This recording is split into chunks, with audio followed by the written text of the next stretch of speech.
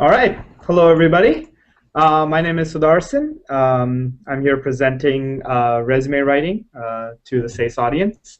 Wanted to kick it off by saying sorry for a few minutes of delay. We were having some technical issue getting everything set up, but I think we're pretty much good to go. So I'm going to jump into presentation mode right now. If you have any questions, please feel free to leave it on the comment. I do have a second monitor to my right, so if you see me turning, that's probably to read what's going on and to read any questions that I have. But yeah, so let's kick it off. So today I'm going to be, as I said, talking about resume writing. This is going to be kind of a high-level presentation. We will come back to this topic in the future again, but today the overall objective is to give you an idea of looking at a resume from an employer's perspective. So kicking it off a little bit, I'm going to start off by talking about my personal background. I'm going to talk to you from a little bit from essentially a recruiter's perspective, right? What do we look for in a resume, and essentially what qualifies as a perfect resume when we're looking at it. And then I'm going to move into essentially how do you prepare that resume. So yeah, a little bit about my personal background. I went to Carnegie Mellon. I was trained in chemical engineering and business administration. Pretty much right after college, I interned at Procter & Gamble. I ended up accepting a full-time job with them. Currently, I'm working in R&D process. Basically, what that means is that I do research and development into process chemistry for Procter & Gamble. Broadly speaking, I classify my job in 4 ways. I try to create new chemicals. So these are basically the next generation of cleaning chemicals that might go into Tide, Gain, Sheer, Olay, Pantene, Head & Shoulders. Everything from laundry to hair care to skin care.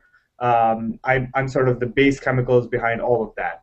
I also work on creating new processes to manufacture existing chemicals, as well as scaling up the processes and optimizing those processes to meet business need. I've had the rare opportunity to work both in a lab and in the plant. So if any of you are interested by that, you should talk to me. You know, if you're a chemical engineer and you're thinking about what it's like to work in a plant or work in a lab, do get in touch with me for that. So I'm gonna move into a little bit about what companies are looking for. Broadly speaking, what companies are looking for, it basically splits into 5 major things. This presentation is from a technical perspective. I am a technical recruiter. I recruit for chemical engineering jobs. So some of this might vary a little if you're looking to work more in a business field. But I find a lot of this tends to be common across all technical companies, whether you're recruiting for a technical position at GE, at Shell, at P&G, at Toyota. A lot of us look for pretty much the same things. The big one is, of course, technical skills, right? You're being hired to solve technical challenges, to solve technical problems. So that doesn't change. The biggest thing companies look for is figuring out, do you have the skill to essentially handle the problems that they have? The next biggest one is probably leadership skills. This is really important. A large part of your job as managers is going to be managing and leading others. A big part of your success in any Fortune 500 company, or really any company, is not simply about how good you are at solving problems, but it's about how good you are at motivating others to solve those same problems, right? How good you are at making your team work for you. Most of you here are in college or you're out of college. A lot of you are almost certainly going to be managers, right? And over the years, you'll become managers of large groups of people. So the ability to be a leader is pretty much one of the most critical skills that we all look for. The third thing is ownership. Ownership comes down to being able to take responsibilities for ideas that are yours, right? The company has to believe that you are capable of taking ownership of whether it's an idea, a project, an initiative. They have to believe that you'll take it and you'll drive it. A big part of the difference between high school and college and a job is that in a job, you're being paid to be there and there's nobody to babysit you, right? There's nobody who's going to tell you, get this done, do this, do that. You're pretty much given the broad outlines of what you should accomplish and you're told to go and accomplish it. So taking ownership of the idea is a pretty big factor. The next one is motivation. Passion, right? So a big part of it is, are you driven to be there, right? Do you want to be there because it's a 9-to-5 job and because you're paid for it, or do you truly believe in what you're doing, and is that truly something that excites you? Passionate people almost always produce the best results because they actually enjoy what they're doing. So that's a big part of when we make those decisions. Finding somebody who's passionate about the work is a huge factor. And finally, there's adaptivity, right? Whether we live in a world that's constantly changing. Our market changes almost on a weekly basis. Our ideas have to change, and our products have to change. At the end of the day, that means that we want people who are very adaptive, who are very open to change. We don't want people who are resistant to it, right? So a big factor that we look at is how good you are at A, accepting change, and B, being able to drive that change forward, right? So when there's a new change in leadership, a new change in a project, are you able to take that challenge and deal with it? So broadly speaking, those are sort of the 5 major things that we look for. From a recruiter's perspective, when I recruit, the key is that we have multiple candidates for every position. Usually it's more than a dozen candidates. Oftentimes it can be hundreds of candidates per position, especially at a time like this. That really is challenging, simply because, okay, first of all, we have 100 candidates per position, so how do we narrow it down to our good candidates? The second factor on top of that is that we're oftentimes very time constrained, right? We have limited time to make the best decision. When I go out recruiting, I may have a full day to sort of pick our best candidates. Then we may have one more full day to interview our best candidates. And usually by the third day, we might have one more day of actual interviews on P&G's campus, and then we're done. So basically, we pretty much select a candidate after a few hours of interaction with them. And in total, we don't spend more than 5 or 6 days a year recruiting. This means that not only do we have hundreds of candidates, we need to be able to make those decisions without spending hundreds of hours on it, because we all have regular jobs too, right? And then the third part of a recruiter's perspective is a recruiter is extremely risk averse. What I mean by that is we don't want to make a decision that might go wrong, right? The main reasons for this is oftentimes the candidates we recruit, we're the people who work with them, right? We're the people who have to train them, and then we have to work with that new candidate. So this means it's really in our best interest to select the best candidate possible. What this means for you, and I can't stress this enough, is when you show up with a recruiter, whether you're giving your resume, whether you're talking to them, having an interview, always stay positive, right? Always be cheerful. Always create a vibe that would make another person go, yes, I would like to work with this person. The other factors about being risk averse is, do you have a proven track record, right? What have you done in the past? How am I sure that you will be good at this job that I'm about to give you? And then the last part is, will you enjoy it, right? Will you truly enjoy the work enough that you'll be around and actually do it and execute it? Will you be passionate about what you're working on? So when it comes down to making this decision, given that we have hundreds of candidates, we have limited time, and we tend to be risk averse, the resume is the tool that we use, right? That's almost always the first decision point, is picking out the right resumes. It's also interesting to note that more people are cut at the resume stage than at any other stage in an interview. What I mean by that is oftentimes at P&G we might have, if we have one position open, we might have 4 interviews for that position or 3 interviews for that position. And we might have 100 resumes. So we pare that 100 resume down to 10 resumes very quickly. Then from those 10 resumes, we give out 2, 3, 4 interviews, which means 96% of the people who put in the resume are not going to get the interview. Once you get the interview, though, you're pretty much one of 2 people or one of 3 people, you have a much higher chance of succeeding. So getting the resume right is pretty much step 1, right? We judge a resume on pretty much how impressive and how unique it is. But there's one point I really wanted to make before I even go into judging a resume. One of the easiest tools an interviewer uses to judge college students is GPA. It is one of the easiest filters to use. At P&G, we usually use a cutoff of about 3.0. So what that means is basically when we look through 100 resumes, we only take the 80 resumes that already have a GPA above 3.0. Different companies use different cutoffs. The usual cutoff is a 3.0. There are some companies that might use a 3.2 or a 3.5, but that's pretty, it's usually around that range.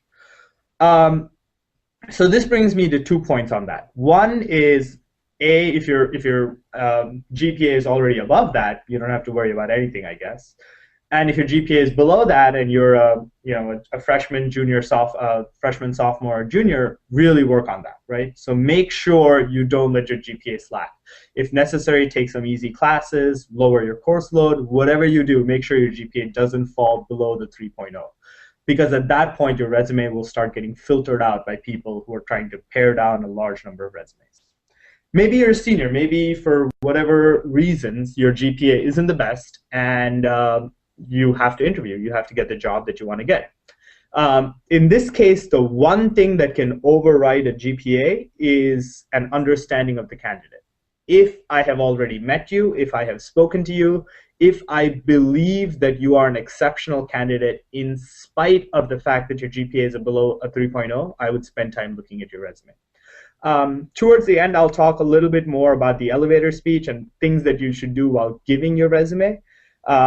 But really, what's important to note here is if your GPA is below a 3.0, make an extra effort to get to know the person who's making the decision, and make an extra effort to make sure he knows that you have a whole lot of skills, talents, and abilities that might not necessarily be encapsulated in your GPA. If there's a reason your GPA is low, whether it's an illness or some other factor, feel free to bring that up with the recruiter.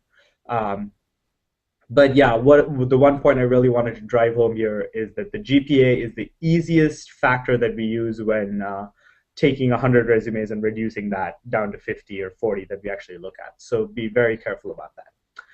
Once we do that, now we're down to 50 resumes or so, which are above our GPA criterion, or the 1 or 2 resumes in there that may not meet our GPA criterion, but we're already so impressed with the candidate that we decide to keep the resume.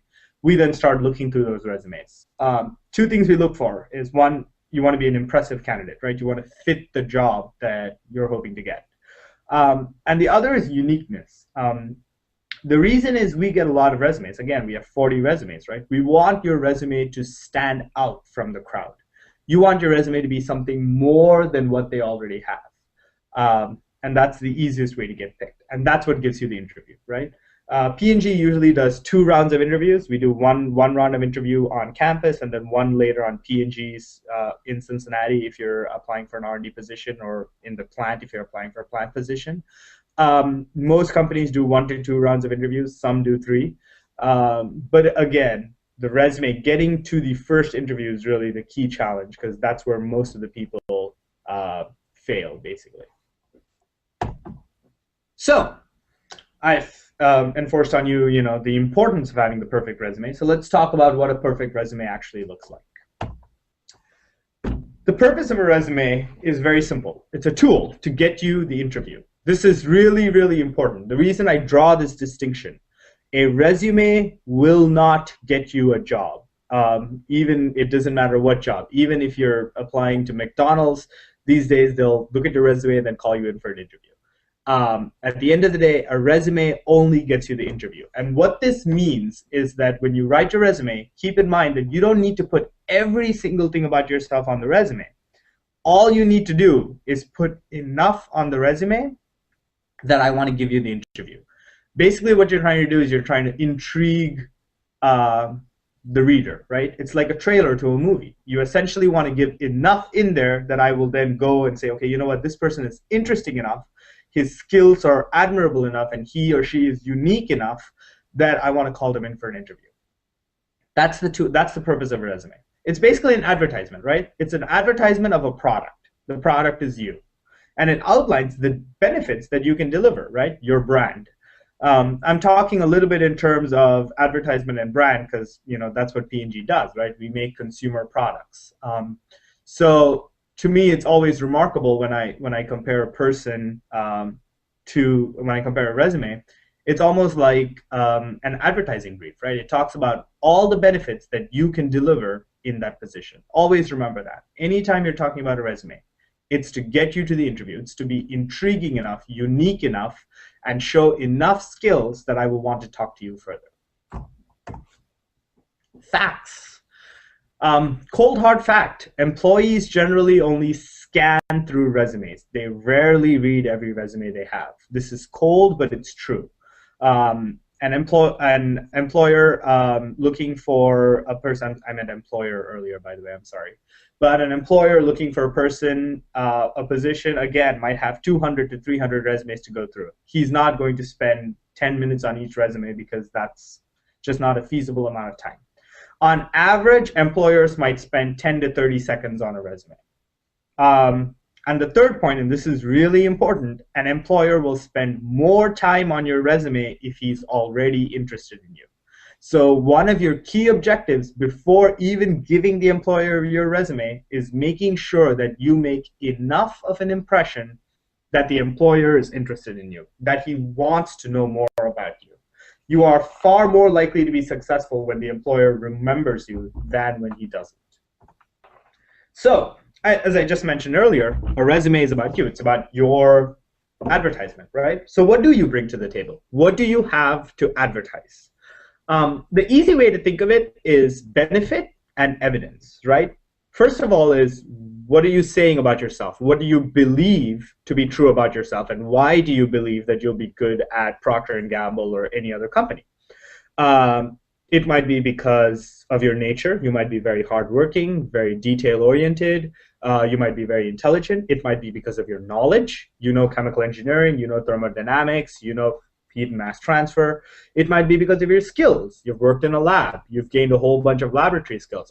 You know how to operate certain equipment. It can be because of your talents, abilities, and so on and so forth, right?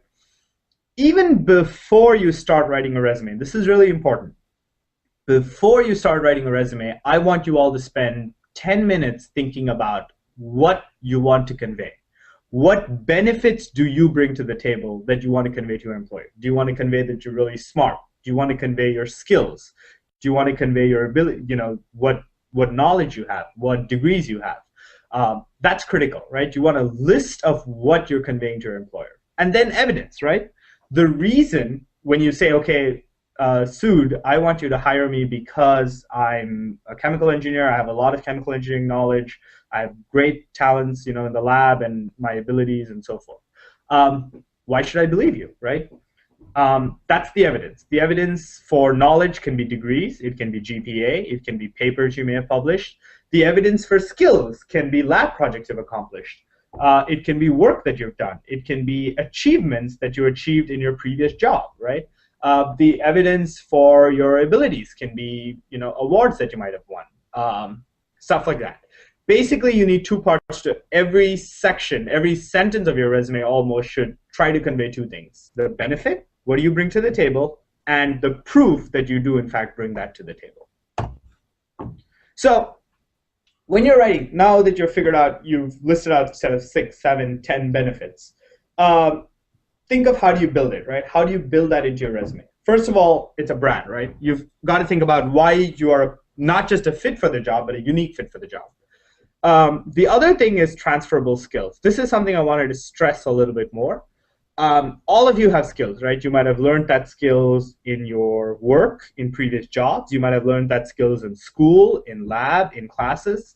Identify them, right? Have a list of the skills that you bring to the table and where you learned them from. I'll talk a little more about highlighting your accomplishments and quantifying them later in the resume, but this is really important, is you always want to talk in terms of what you have accomplished. I'll go into a little more detail on this later. And then finally, keywords, right? If you just Google resume action verbs, you can find a whole list of action verbs. Action verbs are some of the most effective ways to convey ideas in a resume. So always make sure you use a whole bunch of action verbs. So every section of your resume, let's take a certain section. Let's say you're talking about a certain lab project that you did, or your previous summer job. Let's say you did an internship, right?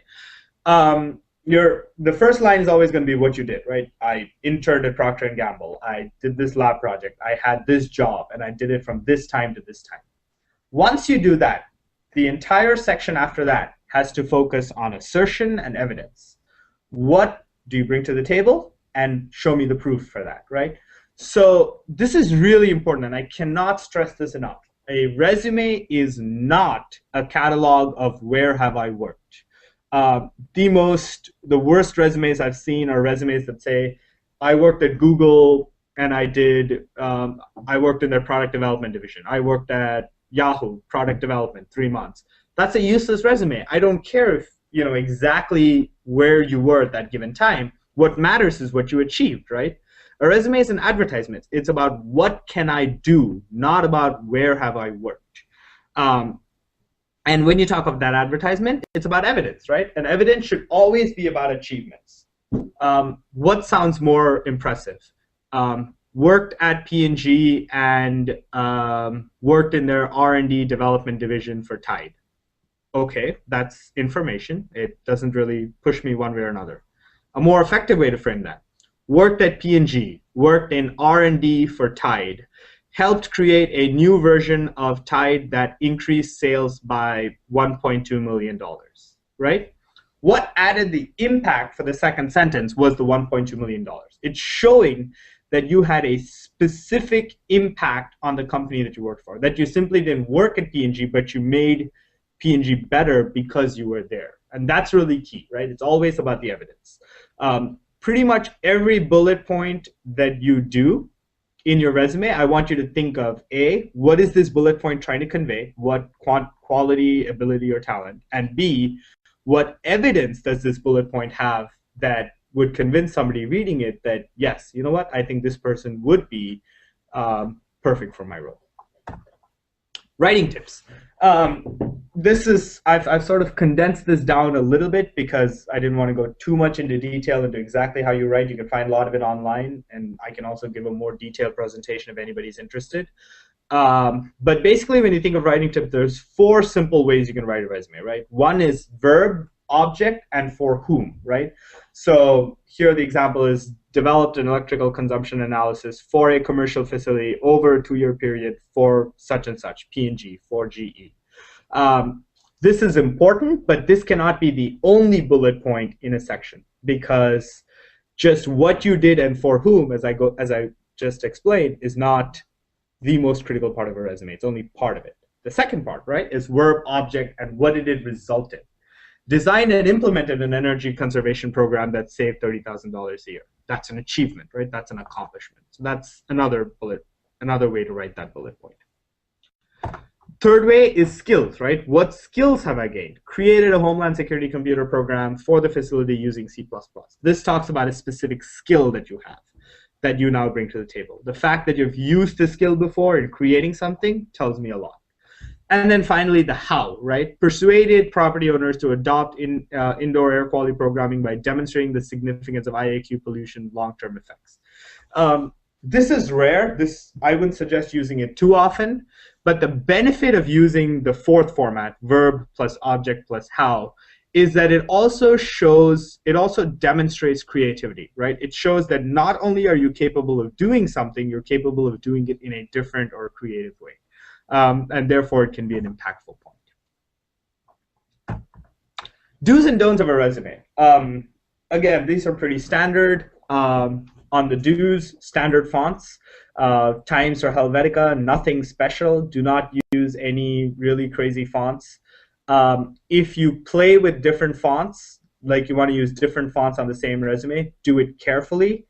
I'm sure if you talk to any English literature major, they'll tell you a little more about, you don't mix serif and sans serif in the same line or the same paragraph. That's really important. If you want to keep it simple, you can just use one simple font for everything, or 2 fonts, one for heading and one for everything else. In general, you're not trying to impress them with your font, so don't get creative. Always use white or light colored paper and print only on one side. This is really important because most companies scan in the resumes and then they use e-readers to read that resume. So if you use a really crazy color or gray colored paper, that can actually mess with a lot of scanners. So always use simple white color. Always provide originals, right? Take a bunch of it to the interview, and that way you can hand them out. Never run out of your resume, especially at a job fair. Make sure you have an email and phone number appropriate for business. This is really important. Check your voicemail, right? If your employer calls that number, you just gave him the number when you gave him the resume, make sure your voicemail is appropriate, right? So that's an easy sort of thing to trip up on. And then action verbs. That's what I spoke earlier. Always use action verbs to make critical points. On the don'ts, don't be wordy and don't lie or exaggerate. It's really important on the lie part, right? At the end of the day, it's surprisingly easy to catch some of the lies on a resume. Be very careful about that. You also don't have to state any physical data, physical appearance, marital status. None of that is required on a resume. And because that shouldn't, your employer should not be making any of those decisions based on physical or personal data. Don't put salary requirements on a resume or salary history. It's very important, right? You're nowhere close. In general, a good rule of thumb is that you don't want to talk about salary, either your expectations or what the employer might give you, all the way through to pretty much the last interview. You only talk about salary pretty much right at the end when you know you have a good chance of getting the job. However, I know a lot of students come to me and say, well, Sudarsan, I'm really curious. I want to know how much I'm being paid. Otherwise, how do I make a decision if I have to invest all this time? If you're in college, which as most of you are, talk to your career center, right? Most career centers have great information on what employers normally offer. The other thing is, of course, Google, right? I use Glassdoor. That's a very good website. There's other websites out there. Basically, you can research and find out what a company is offering or what a position offers. But in general, don't talk salary on a resume. Don't use fillers, right? This is really important. It doesn't matter that your resume is really, really big. Your resume doesn't have to totally, absolutely fill up one page. The important thing there is that if you put a whole bunch of crap on your resume, the odds are I'm only going to read 10% of it and say, okay, I'm done. This isn't important, and then put it aside. Even though there might be other stuff on your resume that's really good. You're much better off just putting your best points on the resume and then omitting everything else. It's okay if your resume has a little more white space as long as the points that you have on there are compelling. Also, always remember the primacy latency principle. The primacy latency principle basically states that people are far more likely to remember the first part and the last part of something. So again, people are far more likely to remember the beginning and the end of your resume than the middle. So just remember that. And then finally, do not use your resume as an information dump, right? A resume is about convincing the person that you should be hired. It should be about what do you bring to the table, and here's the evidence that you bring that to the table. It's not a list of A, B, C, D, and E. This is especially true when you're talking about jobs that are not relevant to the job that you're applying to. Let's say you want to work at P&G or GE as a chemical engineering or mechanical engineering intern. Putting your job at Starbucks may not be a bad idea if you can show that there were skills that you gained at Starbucks that you can bring to table at P&G. Do not put a whole list of jobs. I worked at Starbucks. I was a librarian. I did this. I did that. When none of that is relevant to P&G. What's more important is saying, while I worked at Starbucks, this is what I achieved. This is what I learned. I gained these skills. I helped Starbucks in this way. And make sure that is relevant to the job you're applying to. Common mistakes that I see on a resume. The biggest one is adding too much high school information. Most of you are in college. High school is almost irrelevant. High school gets you into college. It doesn't get you a job. High school's already done its job. It's gotten you into the college that you're at. Right now, focus on college. The exception, of course, is if you're a freshman. Obviously, you don't have enough college information to have a lot of stuff on there. That's okay. But once you're a sophomore, and almost certainly when you're a junior, start taking high school information off the resume. This is especially important because a lot of you tend to have the college and high school information at the top of the resume. This basically means that if you put high school as well up there, you're wasting 3 or 4 really valuable lines because those are the lines I'm most likely to read. It's right on the top of the resume. The second thing, adding common or irrelevant information. One of the most common things I see here is courses, right? There's nothing wrong with listing courses on your resume, but you do not want to list courses that every college student takes. This is really important. If you're a chemical engineer, you tell me you're a junior chemical engineer at Syracuse, at Carnegie Mellon, at any school. Automatically, I'm pretty much going to know which courses you've already taken. I know that as a junior chemical engineer, you've already taken basic chemistry.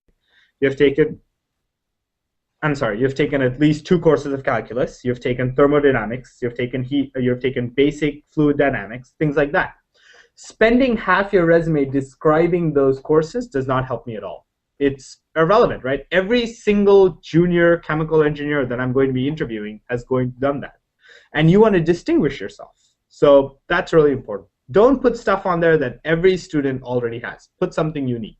Let's say you're a chemical engineer, but you've also taken some courses in biochemistry or some courses in business administration. This is something you bring extra to the table. So when I'm comparing your resume to every other resume of a chemical engineer, you have something extra. And then finally, small errors, right? Do not have spelling mistakes on your resume. I cannot stress this enough. There is nothing that is more unprofessional or turns off an employer faster than having spelling errors on your resume. After you've looked over your resume at least 3 times, give it to at least 2 other people. Maybe a roommate, maybe a professor, maybe somebody at your career center, maybe an employer who you're friendly with and who'll be willing to edit your resume. Make sure you do this. Make sure that multiple people edit your resume. Finally, customize your resume, right? Tailor your resume to your target audience as much as possible. Now, this gets a little tricky. Most of you might apply to dozens of jobs, maybe even 20, 30, 40 jobs, right, when you're at a career fair. And it's impossible to have 40 different resumes. It's too much work. So the way I usually would suggest doing this is having a couple different resumes for different types of jobs. Let's say you're a chemical engineer. You may want to work in the petroleum industry, Exxon, Shell, BP, all of those companies. Or you may want to work in the consumer products industry, P&G, Unilever, Kimberly-Clark, L'Oreal. So a simple way to do that is to have 2 different resumes. One that's a little more tailored towards chemical and petroleum companies, and one that's a little more tailored towards consumer products. So basically think of the 2 to 3 different types of jobs that you really want and tailor your resume to be a perfect fit for that job. The other thing I always get asked is a cover letter. Are they good? Absolutely. A cover letter can be very powerful if it's well done. It allows you to specifically focus on why you are a good fit for that company. There is nothing more useless than a generic cover letter. In fact, the words generic cover letter is almost an oxymoron. The idea of a cover letter is to show that you really care about that job a little more than just dropping off your resume. A cover letter should always be specific to that company and to that position. Oftentimes, the way I do my cover letters is after I give a resume to an employer and then spend a lot of time talking to them, then I send the cover letter later with another copy of my resume saying, hey, it was a pleasure talking to you on this and this day. A cover letter can also be substituted by an email in today's world, right? The easiest way to do that is get the employer's email and then 3 days later after the career fair, send them an email. This is really important and a really good tactic because oftentimes employers make those decisions 1 to 2 to 3 days to a week after they collect all those resumes. So sending another reminder that, hey, remember me, we met, I'm still very interested in your company is a great way to do it. And then finally, make it unique and personal. Again, never write a cover letter and try to send that to 30 companies. It's very obvious and it serves no purpose. What else? The last thing you need to go with your resume is yourself, right? An introduction. You need to introduce yourself with your resume.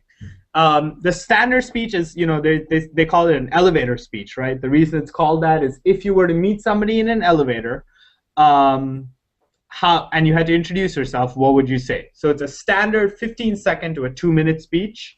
I usually do my elevator speeches closer to 1 to 2 minutes. But this is really a key part of a resume, right? Because it makes you memorable. It sets you apart. This goes back to what I said earlier. An employer will spend more time on your resume if they remember you. So make sure you introduce yourself and make sure you give a good introduction that sets you apart. Make sure your introduction supports your concept, right? Why you would be a good fit for this job. What are your benefits and what are your reasons to believe? Always make sure you give an introduction with the resume. Even if the employer is busy, he's running somewhere, try to talk to him for at least 30 seconds. Make sure that 2 days later, when the employer looks at your resume, he can remember your face and remember what you said. Thank you very much for coming. I'm open to questions now. Well, I think that's it. Oh, one other request, everybody. If you all could please um, take a short survey. I'll post the survey right here. Thank you. Have a great day, everybody. And if any of you have any questions on your resume, please feel free to get in touch with me. Most of you see me on the Facebook page. You can just send me an email. I'm going to put down my personal email here in a second. This is my personal email at my PNG email. That's venkatachalam.s@pg.com. Please feel free to send me an email if you have any questions. I'll be happy to review your resume, anything at all. Thanks a lot and have a great day.